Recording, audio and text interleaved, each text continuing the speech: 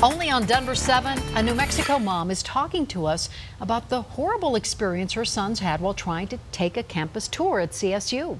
I just thought right away, prejudice. They're not safe up there. Get in the car and come home. Well, Denver 7's Lance Hernandez is digging into this story. And Lance, the Native American brothers there were pulled out of this campus tour after somebody else's mom called the cops. Well, that other parent apparently became nervous when the two Native American students joined the group midway through the tour. Now, police came out to talk to the teenagers. By the time they cleared them, that tour group was long gone. It was a tour the young men had driven 7 hours to take part in.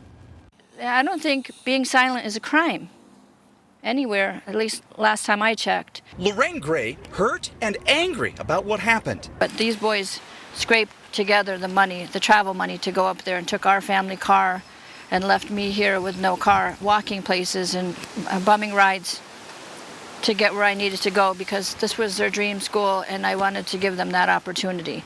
Gray says 17-year-old Thomas had been talking all year long about transferring to CSU. It was his dream. Maybe not anymore. And they were driving 7 hours through Denver traffic to a place they'd never been before, and I was more worried about that. They texted me when they got to the campus, and that's when I thought, they're safe. Miss Gray says Thomas and his 19-year-old brother Lloyd were late because they weren't familiar with Fort Collins.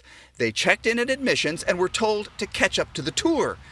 Once they did, for reasons no one can seem to explain, another parent called police. They had to fabricate a little bit of some kind of fear for the police to come and frisk them and make them empty their pockets. When police verified that the teens were supposed to be in the group, they let them go.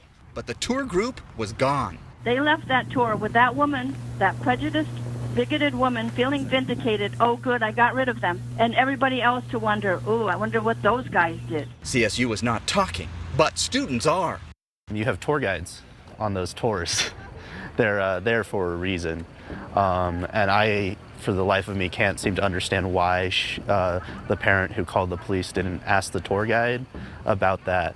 It was truly disappointing, that's all I could say. Some students acknowledged that parents can be skittish, especially with all the school shootings we've had in Colorado, but I do think the parent perhaps did overreact and that it should have been handled in a different manner. Now, the school did send out a statement to students calling the incident sad and frustrating. They've reached out to the student's family and are working to make sure this incident either doesn't happen again or is handled more appropriately.